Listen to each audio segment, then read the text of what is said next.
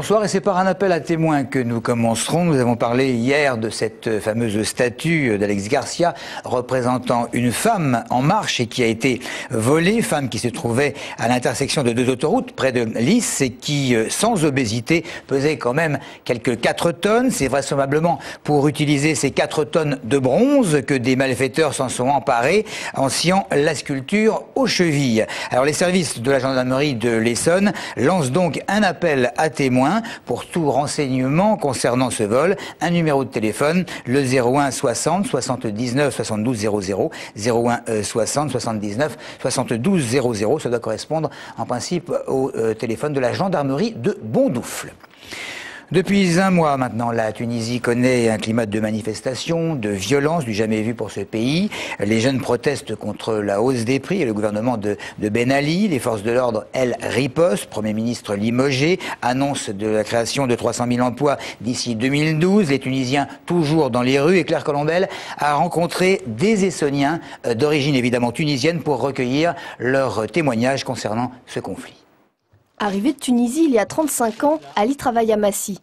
Une partie de sa famille est restée dans son pays d'origine. Il se sent évidemment concerné par les émeutes de ces dernières semaines. Pour lui, l'implication des jeunes dans ce conflit est compréhensible. La vie est tellement chère, il y a beaucoup de gens qui ne travaillent pas. Les jeunes surtout, diplômés et tout. Bon, c'est un problème à tout le monde, ça, même en France, même dans tout le monde, c'est pareil. C'est pour ça que c'est un petit peu... Vous savez, en Tunisie, il y a beaucoup qui font beaucoup d'études, ça y va, et puis après, ils ne trouvent pas de travail, c'est ça. Les jeunes manifestent, les forces de l'ordre ripostent. Un acte que déplore Ali, surtout que le bilan continue de s'alourdir. La révolte ne cesse pas pour autant. Abderrazak est en France depuis 30 ans. Pour lui, l'actuel président Ben Ali, au pouvoir depuis 23 ans, aurait dû s'arrêter à son 3e mandat. Du jour au lendemain, il est milliardaire comme ça. C'est l'argent de qui? L'argent des peuples tunisiens. Et c'est ça que ça fait révolter les choses et ça fait éclater la Tunisie entière. Alors aujourd'hui, c'est la tête des gouvernements qui? C'est M. Ben Ali, c'est lui qui va assumer. C'est pas du tout question de chômage, la Tunisie, ou question de... Non, c'est question de corruption que les gens aient la liberté d'expression, la liberté de dire, de parler, tout ça, ils ne peuvent pas rien dire. C'est ça qui ça fait éclater les choses. Si Ben Ali quitte le pouvoir, qui va le remplacer? Avec du recul, cet Essonien s'interroge sur la possibilité ou non d'instaurer par la suite une démocratie dans son pays d'origine. Mais ce n'est pas la priorité du moment. Vive inquiétude des syndicats d'enseignants à la suite du rapport, ou plutôt de quelques informations dévoilées hier après un comité paritaire académique et selon lesquelles, dans un avenir plus ou moins rapproché, il devrait y avoir dans le département 85 profs en moins pour 430 élèves de plus. Les enseignants, avec donc 4 ou 5 élèves de plus par classe dans les lycées et collèges, craignent ce que certains appellent des bombes à retardement, même si certains établissements ne devraient pas être concernés. On parle de 35 voire 36 élèves par classe. La seule embellie, si l'on peut dire, eh bien, elle concerne les écoles primaires essonniennes qui devraient pouvoir compter sur 80 postes de plus à la rentrée. Reste que le nombre de petits va également augmenter sans qu'on connaisse exactement leurs proportions. Bientôt une semaine que Samana Tchibouye est enfermé dans le centre de rétention administrative de Palaiseau. Politique, surtout de gauche, et associations continuent de venir quasiment chaque jour pour le soutenir. Aujourd'hui, c'était au tour de Dominique Voynet, la sénatrice d'Europe Écologie Les Verts. L'homme est inquiet et clame le fait qu'en tant qu'opposant politique au régime en place au Congo-Kinshasa, eh bien, il serait sous le coup d'un emprisonnement immédiat et d'office en cas d'expulsion. Christophe Garnier. En cas d'expulsion de son mari, Thérèse Malembe craint de ne pas pouvoir le suivre jusqu'en République démocratique du Congo, puisqu'elle est réfugiée. M. Samana, c'est un citoyen normal qui n'a pas des antécédents judiciaires, qui a toujours travaillé, malgré tout au noir, mais il a toujours travaillé. Et puis il a ses enfants, moi je suis réfugiée. Là j'ai comme l'impression qu'on est en train de m'arracher mon mari et les pères de mes enfants. Et malgré la mobilisation de nombreuses personnalités comme Dominique Voynet, Samana Tchibouye est inquiet. Il vient d'être reçu par l'ambassade du Congo-Kinshasa hier, où on lui a reproché d'appartenir à un parti politique d'opposition. Depuis toujours, ce parti-là a combattu Mobutu. Et on a pu arriver à bout de Mobutu. Bon, maintenant, il y a eu Laurent Désiré Kabila, le père, qui est décédé, hein, qui a été assassiné. Puis il y a eu son fils, qui est actuellement au pouvoir. Et bon, on a dénoncé certaines pratiques.